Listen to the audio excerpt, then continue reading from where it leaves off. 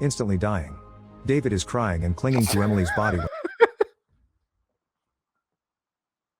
This guy has the worst luck ever. Holy crap. Is that Josh Peck? And this is the girl from Alice Eve? I love Alice Eve. A mysterious man works hard on drawing and measuring diagrams on a map, taking many details into account for an important plan. Then he puts on a fluffy coat and leaves the house in a hurry. It is the middle of a very freezing night, yet Corey insists on having pizza, begging David to stop at a nearby ATM for cash so he can buy his food. Suddenly Corey starts making signals because he is apparently having a card problem, so David also goes inside to help. Emily soon begins feeling cold and alone in the car, so just after a few seconds she decides to join the guys. She tries to lock the car on her way out, but it doesn't work. When Emily enters the ATM, David explains that the car lock is broken. When the trio turns around and is about to leave, they suddenly notice a figure wearing a fluffy coat outside. Emily thinks it is rather strange because she doesn't see any car around, and David immediately thinks it could be a robber. However, Corey thinks it is just a man that needs to use the ATM, so he tells his friends to stop being paranoid.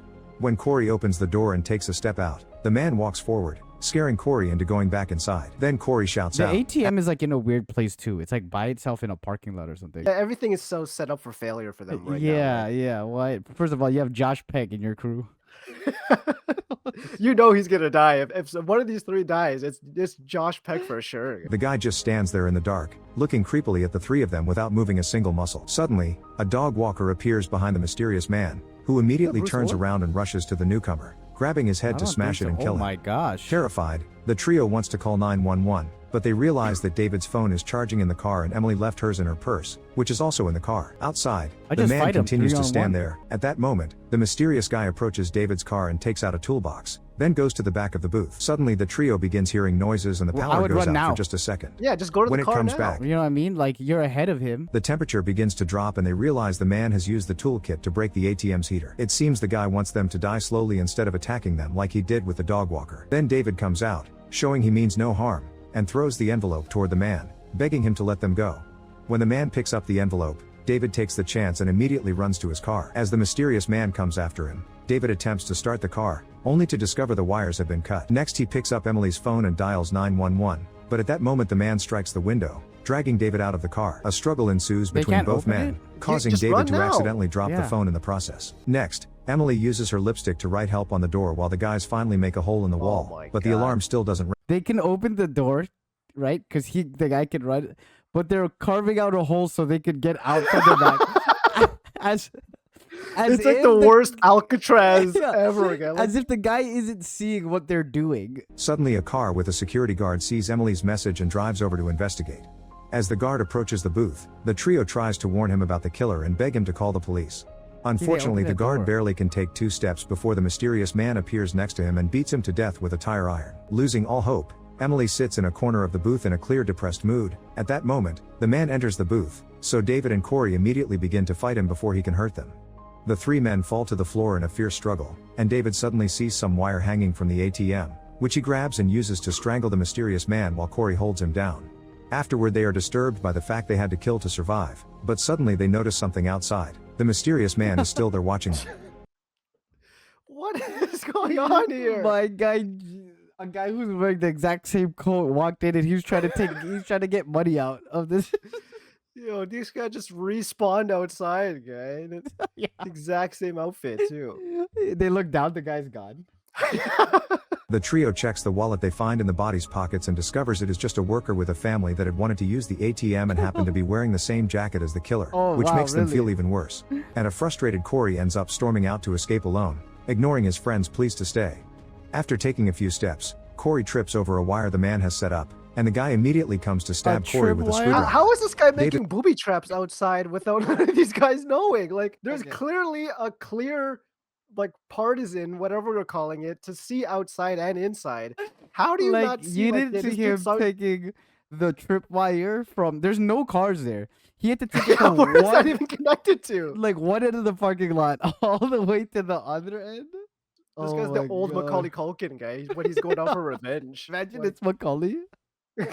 These 2 guys are the sons of David and what's the guy's name? Joe Pesci. They suddenly are startled by a noise outside. It seems the man is still working on the back of the ATM. I feel like they could just run out the parking lot over the tripwire. They could have ran like 20 times already. Yeah, completely. It's so easy to escape in this situation. And if they're freezing, why don't they just open the door a little? You know what I mean? Like the IQ in that room was like a 3. Like it was literally 1 each. Oh Like, my this is so God. unbelievably stupid. This is Moment, dumb. they notice Corey is moving and therefore actually alive. So the duo takes advantage of the killer being at the back to run out and grab This is Corey, what they should have bringing him done back last inside time. before the man can catch them, hoping to stop the bleeding and prevent hypothermia. Wait, did they go back? They went back so they could put him inside. Oh, yeah. Dog, isn't there a road where there's cars? I would just run to that road. I think we saw it on another scene, like about the police car that Yeah, and comes out. Like it's literally like less than 100 feet and the out, like- security guard was on that road where he saw them. The mysterious man pushes David's car in front of the ATM to block the door and leaves. Only a second passes before the ATM booth begins to fill with cold water through the heating vents, courtesy of the hose the man connected at the back. Emily and David try to lift Corey up above the water to no avail, but David at least finds a lighter in one of the jacket's pockets. While Corey dies floating in the water and the man sets up a chair outside to continue his watch, David sets some flyers on fire and tries to activate the smoke alarm, but he can't reach it no matter what part of the booth he climbs. But then Emily gets an idea. She sits on David's shoulders and raises the can, finally managing to get the flame close enough to trigger the fire alarm. They are happy to finally succeed. However, at that moment David slips, causing Emily to fall and smash her head on a shelf, instantly dying. David is crying and clinging to Emily's body. This guy has the worst luck ever. Holy crap. But Nothing is this going right for guy- this guy. He lost money. This guy just hit her with the doomsday device. Yeah, he lost his car no longer works. Like he killed Alice Eve. Didn't even want to leave when he had plenty of chances Oh to. my, yeah. It looks like Adam Devine. A furious David grabs Corey's bottle of wine and with a piece of jacket, he turns it into a Molotov. Then he goes outside and throws it at the man on the chair. The figure immediately catches on fire. However, it is revealed that it is It's the not the security mysterious guard. man, but actually the It's Josh Peck again. If it's security not Josh Peck, I'm gonna be furious. man's body wearing the same coat. The real man is still watching from a distance. At last, a bunch of police officers Hold and on, fire. hold on. How many duplicates does this guy have? What? This guy just hit the clone spell on him. At last, a bunch of police officers and firemen show up and surround the ATM, causing the man to vanish. David Oh, tries to tell them what happened, but instead he gets arrested, because when they check the security cameras, the story looks quite different. There is no audio, and the mysterious man always stayed far enough to avoid appearing on the recording. So the final result makes it look like David, Corey, and Emily were robbing the ATM and murdered the family man for being a witness.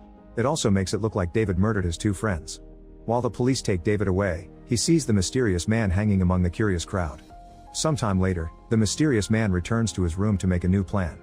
It turns out he is a serial killer, and he always makes intricate plans to catch people in ATMs, leaving the last survivor to take the blame. There's no way. They had an ATM killer? Like he was specialized in ATM killings? What the hell? Not the ATM killer. This guy had like graphs. He had like. He was trying to friggin' deposit lives, guy. Like that's his thing. Deposit or withdrawal. Like, that's- Sorry, your life check has bounced. God. ATM killer. What the hell? Who wrote this movie, guy? Whoever wrote that movie, please tell me you didn't do another one like Can weird. we Well, read it's a some $3 million reviews? budget. It was original and well made for its budget. People must keep things like budgets into the equation. Could have been done better, but almost all movies could. I am about to watch it again. No, you're At not. least 2 times now. Also, I give it a 7 rating, worth watching. Brianna Coulter definitely was one of the writers of that movie. Wow, everyone has good feedback. I just can't get into movies where the decision making is so poor because it just takes me out like completely. It's just not realistic. That's forever gonna be in my mind. Like the ATM killer. I'm is- never gonna forget about this movie. Every time I see an ATM outside, I'm gonna have a puffy jacket. Like I'm gonna be the killer guy. Like I'm gonna stand outside.